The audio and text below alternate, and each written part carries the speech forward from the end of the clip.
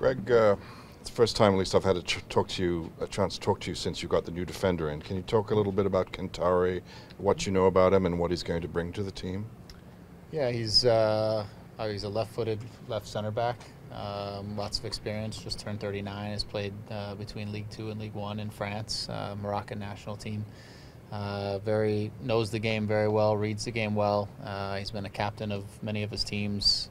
Came in right away. He communicates multiple languages, which has been good in helping him integrate with the team. We took him to Columbus so he could be with the group as quickly as possible. Also get a feel for what the games in MLS look like. So we have him out here, but he's a very intelligent defender. Again, communicating to the guys around him. He's a leader in that way, and very comfortable with the ball on his left foot, and that will help us and give us some balance in terms of playing with the ball in possession and an ability to distribute out of the back, but also reads the game well, and will bring other people into the plays, and that's something that we need. We've defended sometimes where we have some good defenders, but we defend a little bit in isolation, and we need our group to be a little more collective, and where his voice can be a good part of that. You have ties to the French league. How did you hear about him, or did you know of him? Yeah, I knew of him from days that I was there, but I didn't know him specifically. But he's a player that came to our attention over the course of the year. We've watched him through multiple games. We know enough people there now to call back and find out a little bit about his personality and attributes outside of what we see on the field, and everything that we've heard and that we've gotten to know of him over our short time with him is a great guy, obviously a natural leader, and all the things that I said that we've already noticed on the field. Is the expectation for him to start in the center of defense with Dame? We'll see how the week progresses. He was in preseason with Lons, and he had been training for 3 to 4 weeks, double days. He had played in a couple of preseason friendlies, so he has some game time under his belt. But we'll see how the week goes, and if he's the natural selection for the weekend, or if he's not quite ready and maybe needs just another week or so or another few days to get prepared as we come home for a couple games. So we'll figure that over the course of the week. But he would be a center back, and at the end of the day, yes. You're the highest scoring team in MLS right now, and the 19th team defensively. Obviously, you feel you're better than that defensively. Mm-hmm. Do you have concerns about what's happening back there? We know it's something we have to address on a number of levels, and there's different parts to that puzzle, whether they're set pieces, whether it's concentration, whether it's, like I said, team defending issues. There's a number of things there that we need to tighten up on and be alert. I think a lot of them can be dealt with if we just are communicating with each other a little bit better, so that we're more alert and we're reading plays the same way. As we go back and we look at games and we look at game film and we talk to the guys, that there's so many of these plays that could be dealt with prior to the moment that we're trying to deal with them, just with a little bit of proactive communication and moving guys in the right place and dealing with situations ahead of time. And we've become too reactive. And I think if we can get on the front foot a little bit more defensively and, like I said, work better as a unit, we can nullify a lot of these things. And that's got to be our focus. I mean, we're confident in what we can do in the attack, and that we have the right guys and we have the right plan going forward, but we do need to tighten up defensively, there's no question. If we're going to be a real contender for this, it's an area we need to get better. Do you need more options in terms of personnel at the back? Obviously we just brought in Ahmed. Do we need more options? Not sure. The one big thing is I think we have pretty talented defenders, but nobody can do the job on their own, and nobody can do the job if they're all working individually. There's got to be a collective effort here, and we do a lot of team defending and collective stuff, but when it comes down to it in the game and you have to make quick decisions and you need to switch players or you need to organize things ahead of time, we need a voice, and we need somebody to really take on that responsibility, and Damien is off and on with it in terms of his communication. Sometimes maybe it's a language thing that it doesn't come out quite quickly enough. With Eric and with Nick, they're young guys, and so sometimes they're dealing with their own space and not so much projecting themselves out to others. So, again, that's one of the things that we hope Ahmed brings to us, and maybe with Ahmed and Damien next to each other, that the language there can be French and they can be very comfortable if they have Benoit around them as well. So, there's a number of things here, but more personnel, potentially, but we need our group to work as a group. There has been significant movement in the Eastern Conference, like Drogba lands in Montreal. Gilberto, a former player of yours, goes to Chicago. Yeah. How cognizant are you of what other teams are doing in and around you at the table? Because things are obviously very tight in the East. Yeah, I see it, but I don't. We're not making any adjustments based on what anybody else is doing. We have our team. We have, by and large, our group. We have our own weaknesses and things that we need to work on, and we're going to focus our attention on that. Other teams are looking at their teams and trying to figure out how they can get better. For us, it's how can we continue to get better, and how do we continue to just pick up points in our home matches and be the best team we can be at home, and position ourselves to be the best team we can be at the final run of the season. The All-Star games here, who plays and who stays is obviously probably a touchy subject to a certain degree because you want your players fit, ready to go this weekend. How's all that played out for you this week in terms of your preparation? Who's staying and who's going? Yeah, well, Michael is staying. He suffered a calf. I don't know exactly if it's a contusion. He's going to have a scan this afternoon, or if it's a slight tear. We're hoping that it's a contusion, of course. But he's having some discomfort in the calf and some swelling in there, and so we're going to get a scan today, and we're going to get him some necessary rest over the course of this week, and hope that he can get ready for the weekend. He's questionable for the weekend, so he didn't train with us today, and we don't want him on a plane traveling back and forth. That never really helps the situation.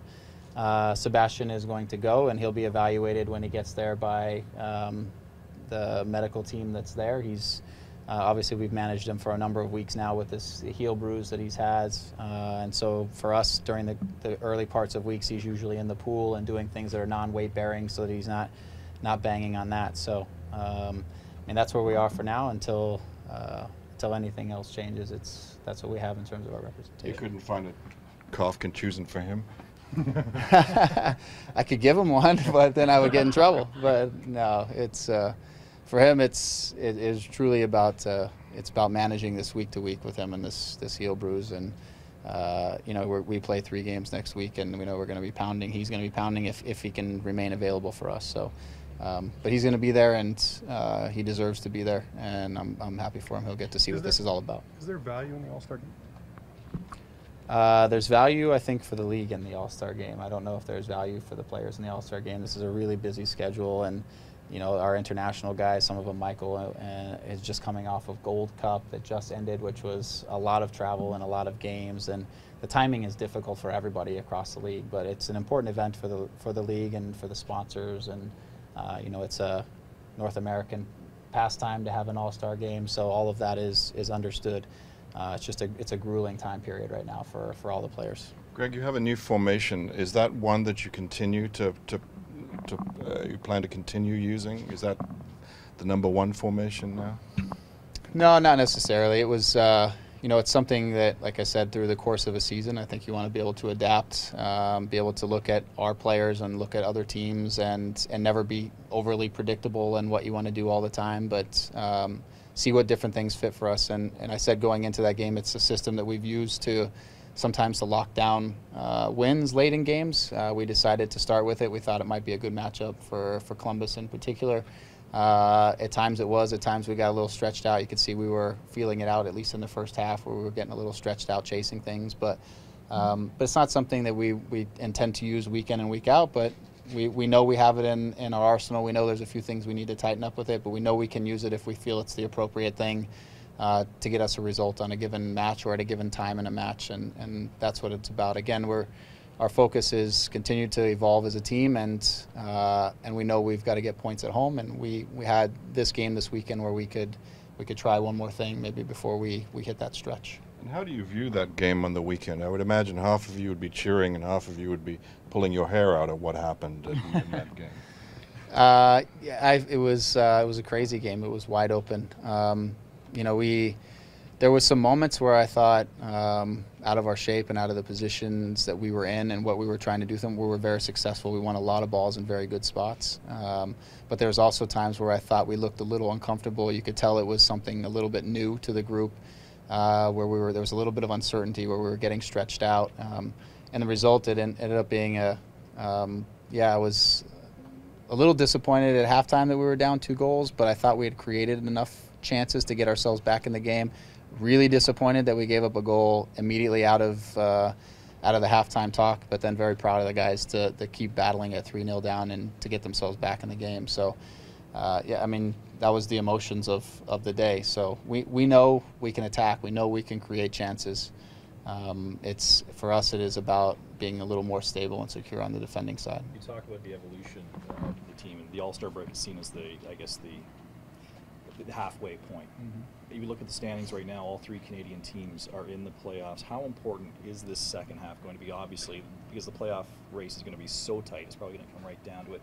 What's your message to the guys as the games get even more important as they go along here? Yeah, I mean, for us, the second half season is huge just because we have such a backloaded home game schedule, and you always want to get results when you're at home. And for us, it's to use it as a momentum builder as we go into the latter part of the season. But for our group, our talk is not about whether we're going to make the playoffs or not. I want us to keep our eyes on the top spot in the East. We have games in hand. We have a lot of home games in front of us. If we shoot for the stars and we aim for the top, then for sure we'll land ourselves in the playoffs if we can keep that kind of pace. So it's not to look behind us, it's to look in front of us and to really go after 3 points each and every time we step out on the field. I know you said you're not really concerned about what Chicago or Montreal does, but Drogba is a big name. Any thoughts about what his arrival means to MLS? Yeah, I've actually played against him, and I've seen what he can do to center backs. I was not one of them, but I witnessed it when I was at Bastia, and he was in Marseille, and he was at Guingamp briefly for a year, and so I saw very, very much firsthand that he could physically dominate center backs, and he can do a lot of things in terms of holding things up, bringing people in. He can do things on his own. He can get in behind. Obviously, he's a little bit older now than he was then, but he's still a class forward who can bring a lot of different aspects to a team. So for us, again, I haven't focused on Montreal just yet and how that's going to change their team, but he does bring a different element in terms of the size. Before they were playing McInerney at top, and Drogba's a little bit different player than Jack McInerney in terms of just stature, if you will.